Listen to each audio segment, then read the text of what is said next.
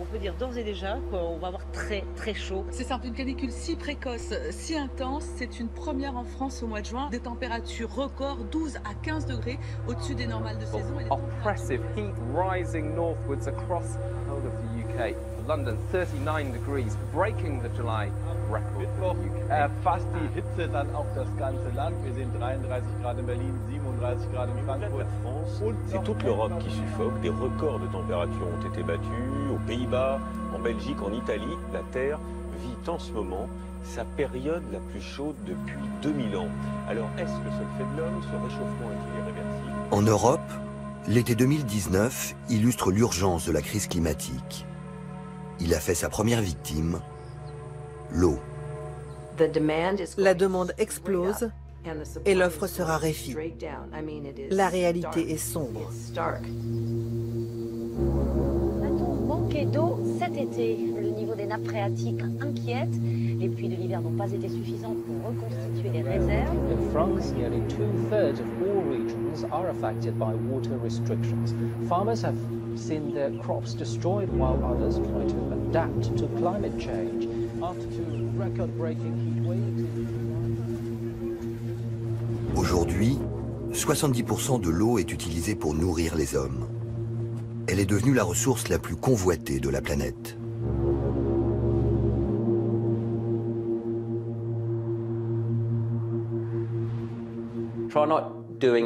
Essayez de faire quelque chose aujourd'hui qui ne requiert pas d'eau. Vous ne porterez plus de vêtements. Vous n'utiliserez plus votre portable. Vous ne conduirez plus de voiture. Vous n'habiterez plus dans une maison. Vous ne prendrez plus de petit déjeuner, de déjeuner, de dîner. L'eau est partout.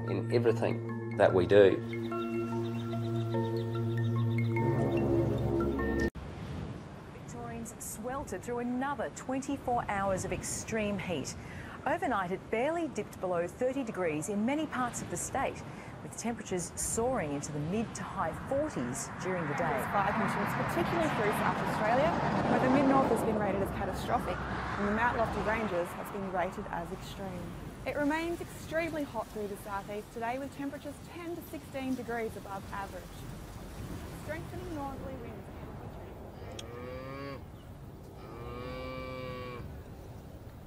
L'Australie, le continent le plus chaud de la planète, en première ligne face au dérèglement climatique.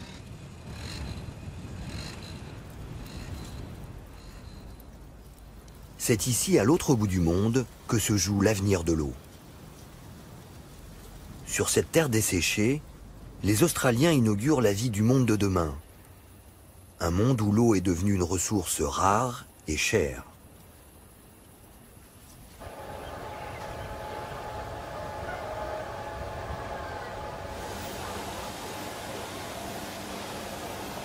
Bart Dohan est un éleveur laitier qui habite dans la Nouvelle-Galles du Sud, l'une des régions les plus arides du pays.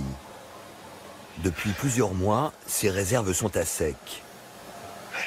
Unique solution pour nourrir ses bêtes, acheter de l'eau supplémentaire sur des marchés privés.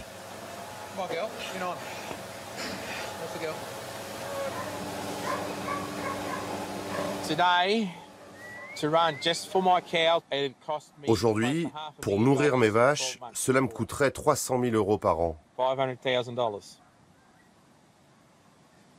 En avez-vous les moyens? Cela nous étranglerait si on faisait ça.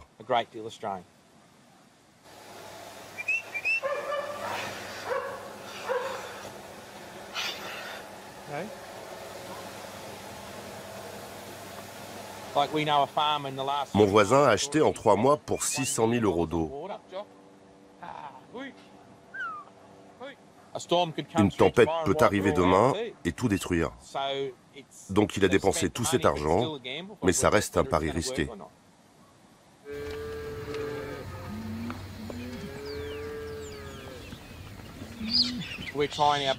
On fait au mieux pour maintenir nos vaches en vie, car on ne peut pas payer l'eau pour cultiver du fourrage. On n'a pas les moyens d'acheter beaucoup de grains, alors on leur en donne peu ou pas du tout en ce moment.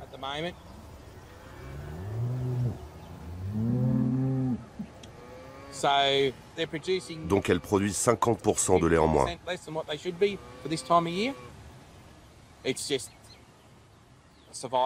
On est en mode survie.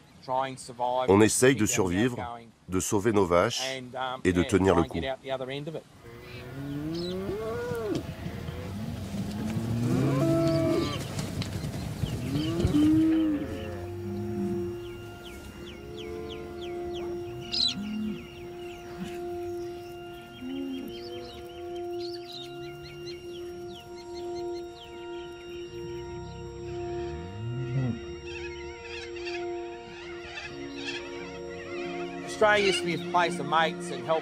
Autrefois, l'Australie était le pays de l'entraide. Maintenant, c'est chacun pour soi, surtout pour l'eau.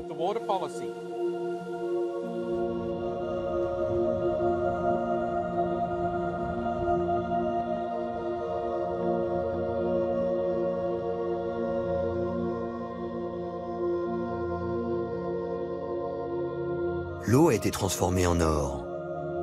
Elle s'achète et se vend d'un seul clic, grâce à un téléphone portable et une application connectée au marché, qui fonctionne 24 heures sur 24. Son prix varie chaque jour en fonction de l'offre et de la demande.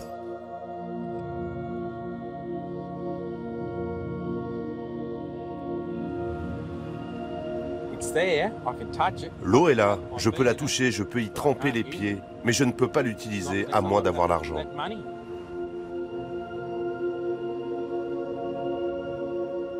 Une fois la transaction enregistrée, les vannes des canaux d'irrigation s'ouvrent automatiquement et déversent les millions de litres aux clients qui peuvent payer.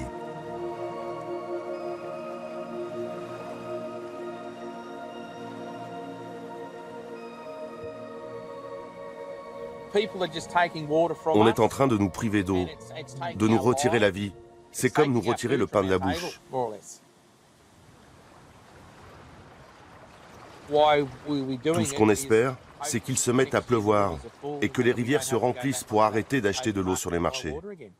Est-ce que cela arrivera ou pas? On ne sait pas.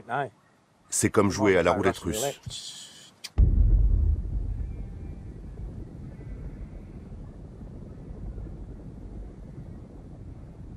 Pour lutter contre les pénuries d'eau, le gouvernement australien a choisi de la rationner. Chaque année, il attribue un quota aux principaux consommateurs, les fermiers, les industriels et les villes. Ces droits sont calculés en fonction de leurs besoins, des réserves existantes et des prévisions météo.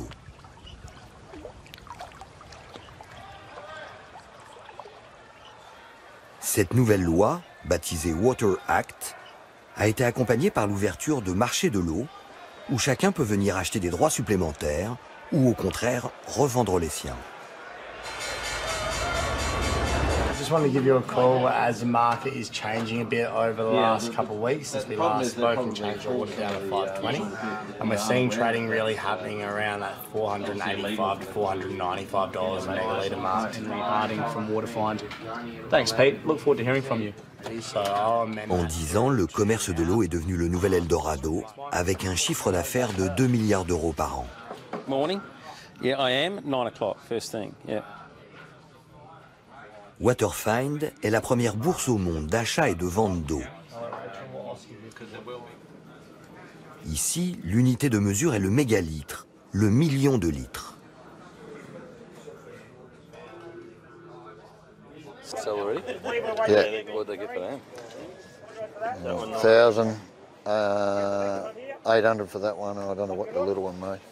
So you just stopped milking and you sold the farm too, have you? Yeah. Those yard blasters, have they had much use? Never been used. Never been used. No. La crise de l'eau et l'envolée des prix ont précipité la faillite de David Owen. En vendant la ferme familiale, cet éleveur rejoint la liste des victimes des marchés de l'eau.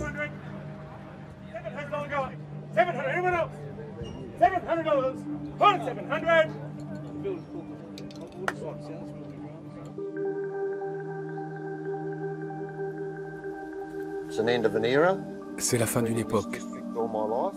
Je n'ai jamais vécu ailleurs. J'ai toujours habité dans un rayon de 10 km. C'est un jour spécial.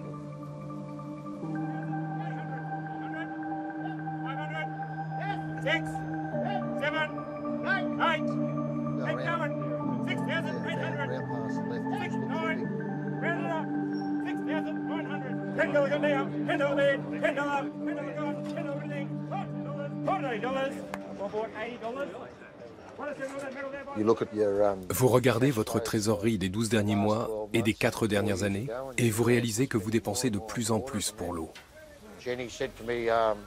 Un jour, Jenny m'a dit « On ne peut pas continuer comme ça ». Ce n'était pas une conversation très agréable. J'ai jeté mon repas à la poubelle. J'ai balancé un coup de pied. J'étais bouleversé.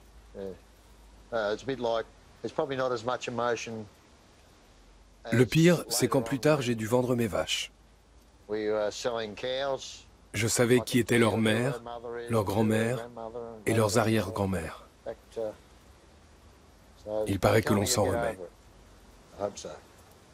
Je l'espère.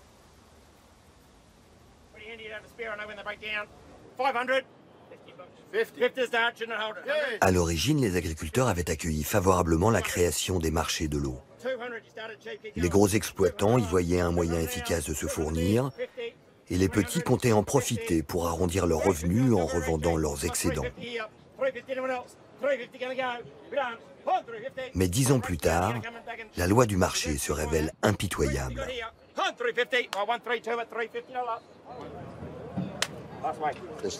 Beaucoup de gens ne comprennent rien au marché de l'eau. Moi, je n'y comprends rien. À moins de les consulter en permanence, vous ne savez pas ce qu'il s'y passe.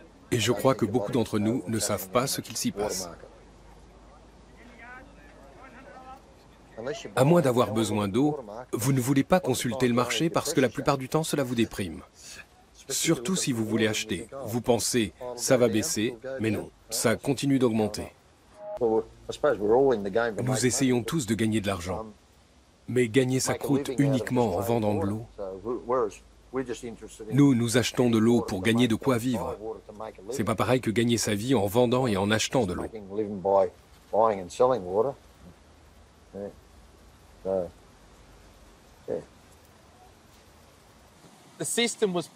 Ce système devait permettre aux fermiers de créer de la richesse pour l'économie. Mais elle échappe aux fermiers maintenant. Alors qui gagne de l'argent ?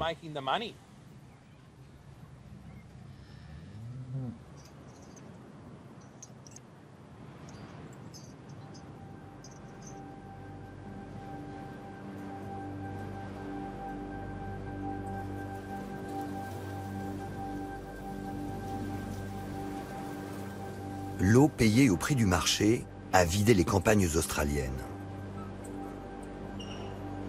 Seuls les géants de l'agriculture possèdent les moyens de concurrencer les investisseurs qui se ruent aujourd'hui sur cette nouvelle matière première.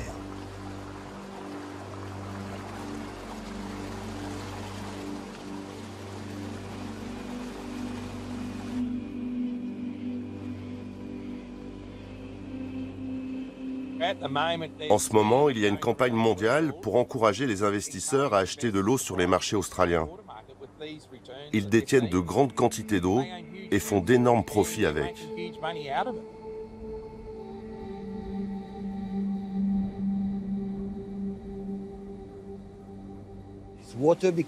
Est-ce que l'eau remplace l'or en Australie? Bien sûr. Avec des rendements de 25%, vous ne seriez pas intéressé?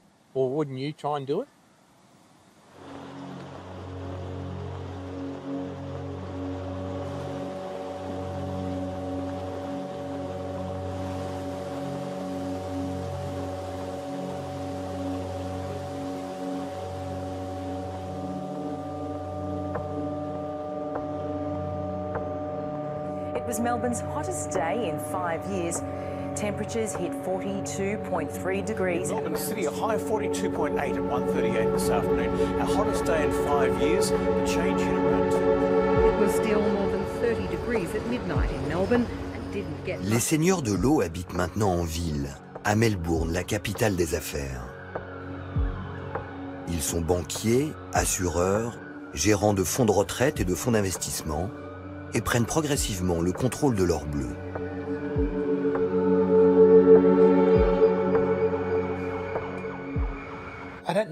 J'ai pas besoin de terre. Est-ce que j'en aurais envie? Oui, mais je ne suis pas un fermier, je suis un banquier. Combien avez-vous investi? Pas beaucoup, environ 12 millions d'euros. Le prix de l'eau a doublé, et dans les 10 prochaines années, il va encore doubler à cause de l'agriculture intensive.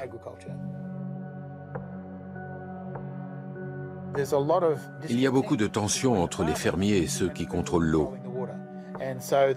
Les fermiers les voient comme des barons de l'eau, comme des voleurs, parce qu'ils possèdent l'eau qu'ils ne peuvent pas se payer. Surnommé le voleur d'eau, c'est depuis le ciel au 45e étage que David Williams dirige son empire.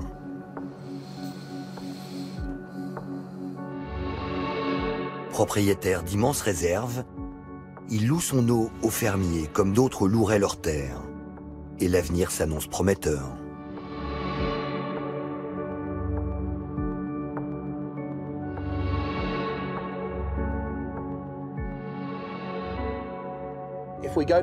Si on atteint 9 milliards d'habitants, si les Chinois, les Indonésiens et les Indiens veulent plus de nourriture et qu'ils peuvent payer, alors il faudra trouver de nouvelles manières de produire plus d'aliments et donc plus d'eau.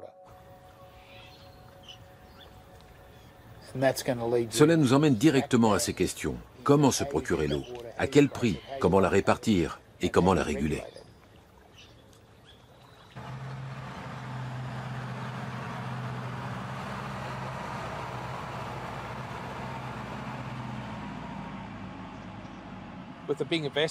Avec ces gros investisseurs qui achètent toute l'eau, cela nous renvoie au Moyen-Âge avec les seigneurs et les serfs.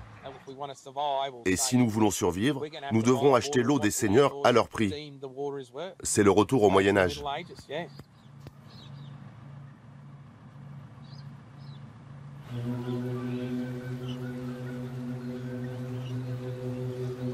Au nom de la lutte contre le réchauffement climatique, les maîtres de l'eau ont conclu un pacte avec les écologistes.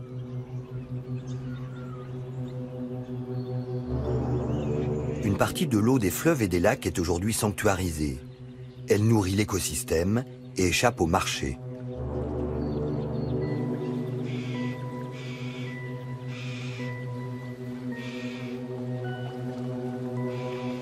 Cette alliance a permis de faire voter la réforme de l'eau à une très large majorité.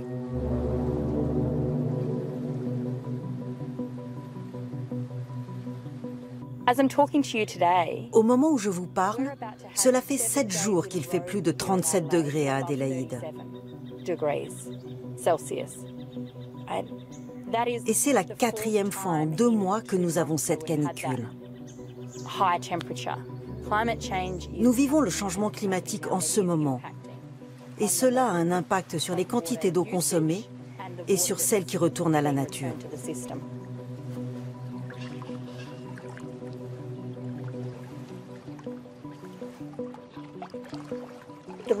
La rivière était en train de mourir. Il fallait lui donner une valeur.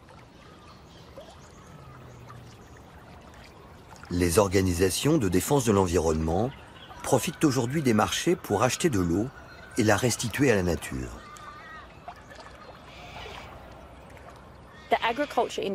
L'industrie de l'agriculture représente des milliards de dollars et la valeur de l'eau en Australie encore plus. Si nous voulons être sûrs que la rivière reste vivante et qu'il y aura de l'eau dans le futur, nous devons engager ce processus. Cela nous a poussés à créer des marchés pour acheter et vendre l'eau.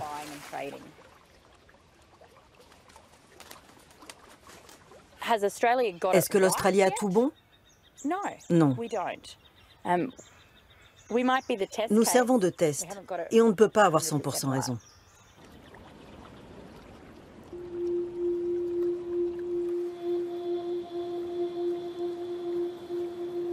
L'eau était la dernière ressource naturelle à échapper aux règles du commerce. Les Australiens viennent de siffler la fin de la partie. L'heure est à la rentabilisation maximale pour créer toujours plus de richesses.